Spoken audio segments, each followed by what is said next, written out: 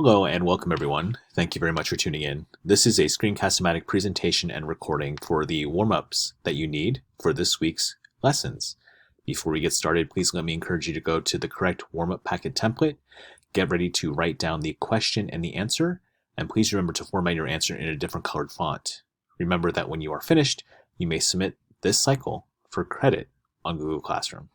Let's go ahead and get started. For Monday and Tuesday, what exactly are congressional committees, and for what reasons do they matter? In this lesson, we're going to be looking at both congressional committees and also special powers of Congress. Let's begin.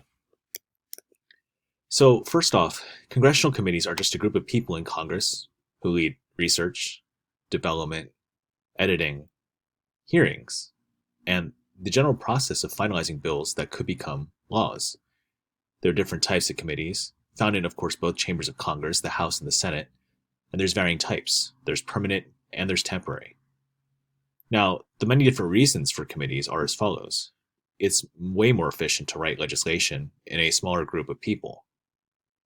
Additionally, congressional committees allow congressmen and congresswomen to develop expertise on certain specialized topics and become experts in their fields. Another reason for congressional committees is that they claim, or people who are part of them can claim credit for a variety of different successes within the committees, especially if a bill becomes a law and is successful.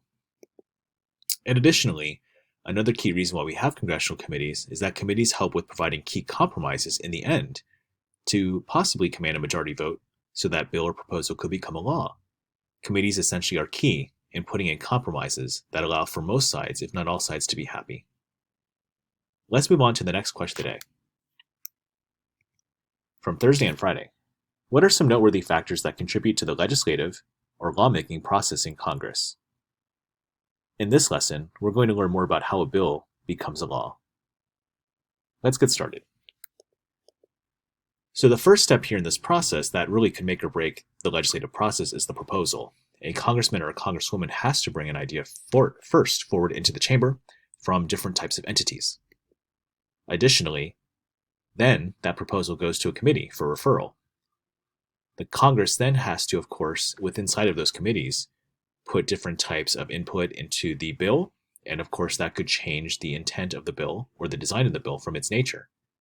Please note that most bills do in fact die in committee.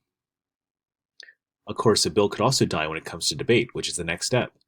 This is where members of Congress debate a bill or proposal, and the party might attempt to find common ground while on the House or Senate floor. Then, of course, comes the vote, where a bill could also die. Now, members of the chamber have to pass a bill as written, or, of course, it goes to the other chamber then. Please keep in mind here that if a bill or proposal doesn't receive enough votes, then that bill could also die. The conference committee is also really important in this process too, mostly because they have to reach a set of compromises, and in this way, they can, of course, finalize those compromises before that bill or proposal goes through the next chamber of Congress, or before it goes to the President of the United States to be signed.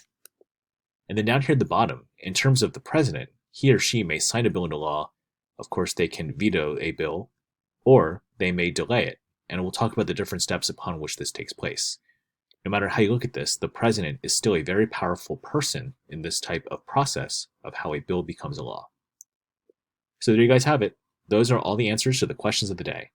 Thank you very much for tuning in, and remember, when you're fully finished, please remember to hit submit. Thank you very much.